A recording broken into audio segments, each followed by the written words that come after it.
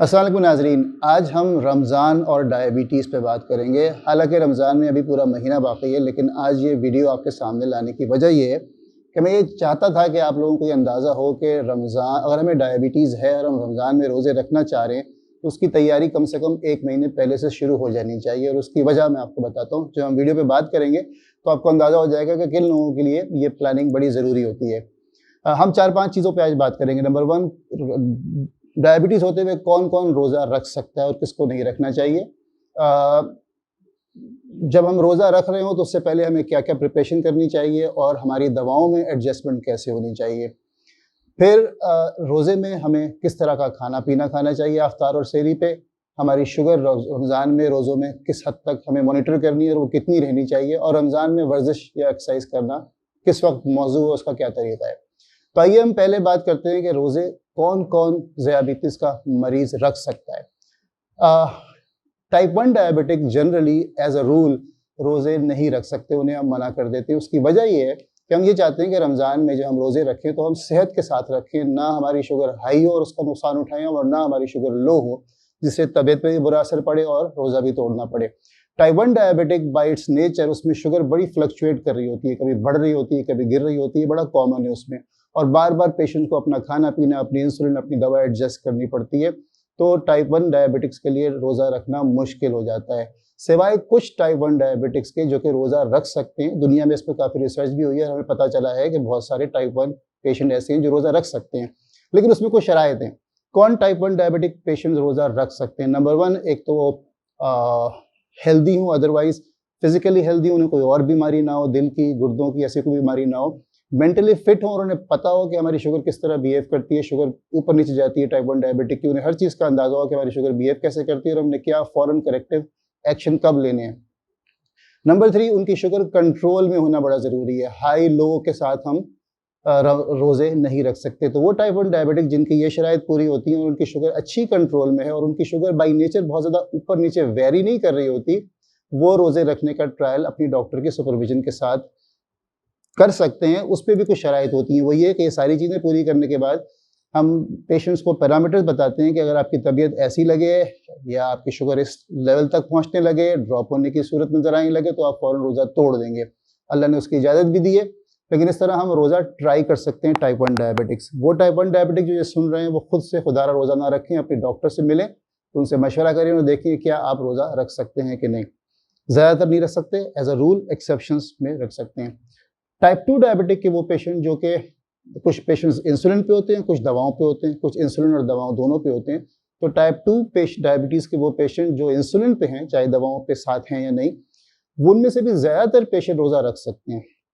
कौन नहीं रख सकते? वो जिनको कोई और सीवियर बीमारी है, दिल का बहुत ही बढ़ा हुआ अर्जा है, गुर्दे ख़राब हैं और कोई अदर मेडिकल प्रॉब्लम है जिसकी वजह से हम या तो कमज़ोर बहुत हैं, रोज़ा नहीं रख सकते, या जिसकी वजह से उन्हें लो शुगर के चांस बहुत बढ़ जाते हैं, या जिसकी वजह से अगर लो शुगर हो जाए तो उनकी सेहत पे बुरा असर पड़ सकता है। उन लोगों को रोज़ा नहीं रखना चाहिए। अगेन वो टाइप 2 डायबिटीज़ के पेशेंट जो इंसुलिन पर हैं, उनकी शुगर बहुत फ्लक्चुएट करती है। कुछ टाइप 2 डायबिटिक जो पुराने मरीज़ हो जाते हैं, उनके साथ भी ये मसला होता है कि शुगर बहुत वेरी कर रही होती है। जहाँ शुगर कंट्रोल करने की कोशिश की जाए, एकदम से शुगर लो होने लगती है, उसको ठीक करने की कोशिश की जाए, शुगर हाई होने लगती है। ऐसे पेशेंट टाइप 2 डायबिटीज़ के भी जो इंसुलिन पे हो, वो रोज़ा रखना उनके लिए मुश्किल हो जाता है, क्योंकि उनको लो का चांस और हाई का चांस शुगर में रोज़ों में फिर हो जाता है। बाकी ज़्यादातर टाइप 2 डायबिटीज़ के पेशेंट रोज़ा रख सकते हैं अगर उनकी शुगर कंट्रोल में और कोई दूसरी कॉन्ट्राइंडिकेशन ना हो। अब टाइप 2 के वो डायबिटिक पेशेंट जो कि दवाओं पर हैं, उनमें से ज़्यादातर लोग रोज़ा रख सकते हैं अगर वो रखना चाहें तो, अनलेस के कोई दूसरी कॉन्ट्राइंडिकेशन जिन्होंने ऊपर ज़िक्र किया वो उसमें से ना हो। तो ये तो हो गई बात कि कौन-कौन से डायबिटीज़ के पेशेंट रोज़ा रख सकते हैं। लेकिन ये सारे के सारे पेशेंट अपनी डॉक्टर से मिलके उसके सुपरविज़न में रोज़ा रखें। रमज़ान जब आता है तो डायबिटीज़ वाले पेशेंट उसूलन उनको 1 महीने पहले से देखना चाहिए कि हमारी क्या सूरत-ए-हाल है।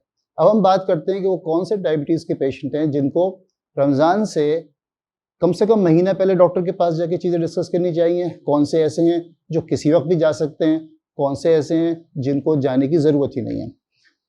अगर तो आपको डायबिटीज़ कुछ अरसे से है, 1 साल, 2 साल, 3 साल या और पुरानी, और आपने पिछले रमज़ान में रोज़ा रखा है और आराम से रखा है, और आप जिन दवाओं पे पिछले रमज़ान में थे, उन्हीं दवाओं पे हैं, उसमें कोई तब्दीली नहीं आई है, और आपकी शुगर करंटली कंट्रोल में है, तो अगर आपको याद है कि पिछले रमज़ान में आपके डॉक्टर ने आपकी दवाएँ कैसे एडजस्ट की थी, तो वही एडजस्टमेंट्स आप अपनी दवाओं में कर लें, आपको डॉक्टर के पास जाने की ज़रूरत भी नहीं है। वो पेशेंट जिनको शुगर है तो पुरानी, और उन्होंने पिछले रमज़ान में रोज़ा भी अच्छे से रखा था दवाओं पर, लेकिन पिछले रमज़ान से लेके इस रमज़ान तक उनकी शुगर में तब्दीली आ गई है, उनकी दवाएँ अब तब्दील हो गई हैं और शुगर उनकी कंट्रोल में है, तो उन्हें अपने डॉक्टर के पास रमज़ान से पहले चले जाना चाहिए, ये देखने के लिए कि इन दवाओं को हमने रोज़ों में कैसे एडजस्ट करना है। अब चाहे वो महीना पहले चले जाएँ, चाहे 2 हफ्ते, चाहे बेशक 1 दिन पहले, मसला नहीं है। इसी तरह वो पेशेंट जिनको नई डायबिटीज़ डेवलप हुई है पिछले रमज़ान और इस रमज़ान के दरमियान, और दवाओं पे शुगर कंट्रोल में है, वो भी कभी भी जा सकते हैं, चाहे 1 दिन पहले जाएँ, चाहे 2 हफ्ते पहले जाएँ, ताकि अपनी दवाएँ एडजस्ट करवा लें। लेकिन वो पेशेंट जिनको या तो नई डायबिटीज़ डेवलप हुई है या कई सालों से है, लेकिन करंटली उनकी शुगर कंट्रोल में नहीं है, उन्होंने पिछले साल रोज़े रखे थे, उनकी दवाएँ सही चल रही थी, उन्होंने दवाएँ एडजस्ट करा ली थी, लेकिन फ़िलहाल उनकी शुगर कंट्रोल में नहीं है। या वो पेशेंट जिनको नई डायबिटीज़ है, दवा खा रहे हैं, शुगर कंट्रोल में नहीं है, वो खुदारा रमज़ान से 1 दिन पहले, 1 हफ्ते पहले, 2 दिन पहले डॉक्टर के पास जाके ये ना बोलें कि हमें दवाएँ एडजस्ट करा दें रोज़े के हिसाब से, क्योंकि ये नहीं हो सकता। वो क्यों नहीं हो सकता? ऐसे पेशेंट्स को महीना पहले कम से कम जाना चाहिए। वो हो इसलिए नहीं सकता कि हम ये चाहते हैं कि जब आप रोज़े रखें तो आप सेहत के साथ रखें, ना आपकी शुगर उसमें हाई हो और हाई रहे कि उसका आपको नुकसान पहुँचे, और ना ही आपको बार-बार लो शुगर का सामना करना पड़े, क्योंकि उससे भी सेहत को नुकसान पहुँचता है और रोज़ा भी तोड़ना पड़ सकता है। तो आपकी शुगर की दवाएँ कैसे एडजस्ट की जाएँ रमज़ान में, ये इस बात पे डिपेंड करता है कि आपकी शुगर किन दवाओं की कॉम्बिनेशन पे कंट्रोल में है। दोनों चीज़ें साथ नहीं हो सकती कि आप रमज़ान से 2 दिन पहले आके ये बोलें कि हमारी शुगर भी कंट्रोल हो जाए और हमारी दवाएँ भी एडजस्ट हो जाएँ। क्यों? हम नहीं चाहते कि हम शुगर को एक्टिवली कंट्रोल करें ड्यूरिंग रमज़ान, रोज़ों के दरमियान, क्योंकि जब हम एक्टिवली शुगर कंट्रोल करते हैं, तो शुगर नॉर्मल लाने के प्रोसेस में कभी-कभार शुगर लो भी हो सकती है, और उसमें फिर हमें नुकसान पहुँच सकता है, रोज़ा तोड़ना पड़ सकता है। तो हम 2 स्टेप में ये चाहते हैं कि ये काम करें। पहले स्टेप में आपकी शुगर कंट्रोल हो, तो जब आपकी शुगर कंट्रोल हो जाए, तो फिर उसके लिहाज से आपकी दवा रमज़ान में एडजस्ट करती जाए। तो प्लीज़, अगर आपकी शुगर कंट्रोल में नहीं है और अगर आप रोज़ा रखना चाहते हैं, तो सबसे पहले तो ये देखें, आपने महीनों से अपनी शुगर चेक नहीं की, तो सबसे पहले ये देखें कि आपकी शुगर कैसी चल रही है। कंट्रोल में नहीं है तो रमज़ान से महीने पहले डॉक्टर से जाके मिलें, अपनी दवाएँ एडजस्ट कराएँ। 3 हफ्ते लगते हैं तकरीबन दवा एडजस्ट करने के बाद शुगर कंट्रोल होने में। उसके बाद उस कंट्रोल्ड शुगर की सिचुएशन में जिन दवाओं पे आप हैं, उनको हम फ्लिप अराउंड करते हैं फॉर रमज़ान। तो ये ज़रूर किया करें। अब जब रमज़ान आए तो हमें दवाएँ एडजस्ट कैसे करनी है, उस पे बात करते हैं। वो काम तो डॉक्टर का है, लेकिन मैं थोड़ा बहुत आपको समझाता हूँ ताकि आपको आसानी हो जाए डॉक्टर की हिदायत पे अमल करने में, और कभी-कभार आप खुद भी उन चीज़ों को इस्तेमाल कर सकते हैं। अगर आप दवाओं पर हैं और उसमें बेसिकली बड़ी सिंपल दवाएँ जैसे मेटफॉर्मिन या ग्लूकोफेज जिसे हम कहते हैं, या एक दूसरा ग्रुप है जिसे हम DPP-4 इन्हिबिटर्स कहते हैं, ये वो दवाएँ हैं जिनकी डोज़ एडजस्ट करने की हमें ज़रूरत नहीं होती। अगर आपकी शुगर मुनासिब रह रही है, लो के चांसेस आपको नहीं होते, तो इन दवाओं के डोज़ आप जैसे ले रहे हैं वैसे ही ले सकते हैं। अगर आप सुबह-शाम ले रहे हैं तो उसको सुबह-शाम ही लेते रहेंगे, सहरी और इफ्तार पे। बहुत rarely depending on situation doctor आपकी सुबह की डोज़ थोड़ी कम कर सकता है, मगर इन दवाओं की डोज़ को कम करने की ज़रूरत नहीं है। अगर आप ये दवाएँ दिन में सिर्फ एक बार लेते हैं सुबह के वक़्त, तो जनरली उसे हम शाम में इफ्तार के वक़्त कर देते हैं। कुछ और दवाएँ, जैसे एक नया ग्रुप आया है कुछ 2-3 साल पहले, SGLT2 इन्हिबिटर्स, जिससे हमें यूरिन थोड़ा ज़्यादा हम थोड़ा पेशाब ज़्यादा आता है, शुगर वहाँ से हमारे जिस्म से निकलती है। इन दवाओं की डोज़ डॉक्टर आपकी थोड़ी कम कर सकता है रमज़ान में, और ख़ास तौर पे अगर आप सुबह में ले रहे हैं तो उसे चेंज करके रात में किया जा सकता है। सल्फोनाइल यूरियाज़ बहुत पुराना ग्रुप है शुगर की दवा का, अच्छा काम करता है, लेकिन उससे शुगर लो होने के चांसेस बढ़ जाते हैं। ये वो ग्रुप है कि अगर आप इन दवाओं पर हैं, तो अगर आप इसको दिन में एक बार ले रहे हैं सुबह में, तो डॉक्टर आपकी ये दवा शाम में इफ्तार के वक़्त कर देगा, शायद डोज़ चेंज करने की ज़रूरत ना हो। अगर आप इसे 2 बार ले रहे हैं, तो डिपेंडिंग ऑन योर सिचुएशन, या तो इसकी सुबह की डोज़ बंद कर दी जाएगी अगर हल्की डोज़ है, या अगर आप मुनासिब डोज़ ले रहे हैं तो सुबह की डोज़ वो उसको कम कर देगा, हाफ़ कर देगा, या उस जो भी आपकी सिचुएशन उसके लिहाज से कम कर देगा। रात की डोज़ आपकी वैसे ही रहेगी या शायद थोड़ी-सी बढ़ा दी जाए।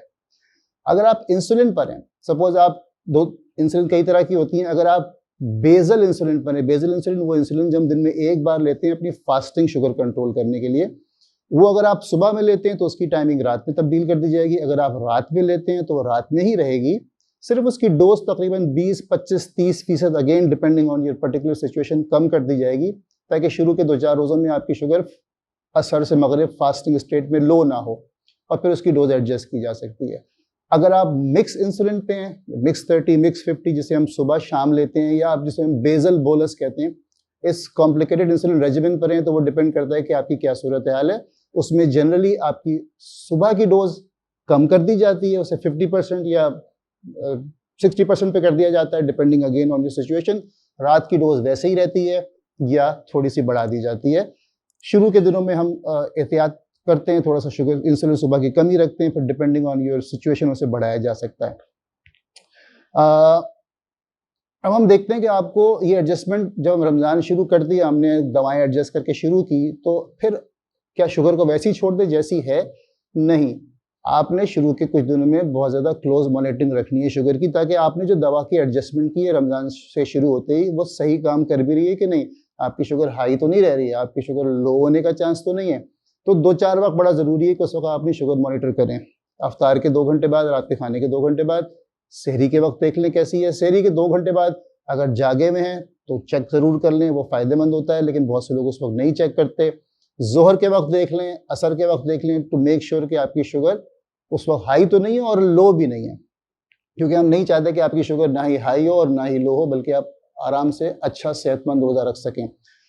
वो हम इसलिए देखना चाहते हैं कि अगर आपकी सपोज शुगर रात के खाने के 2 घंटे बाद बढ़ रही है, तो आपकी रात की डोजेस, चाहे वो दवाओं की हो चाहे इंसुलिन की हो, हम थोड़ी बढ़ा सकते हैं।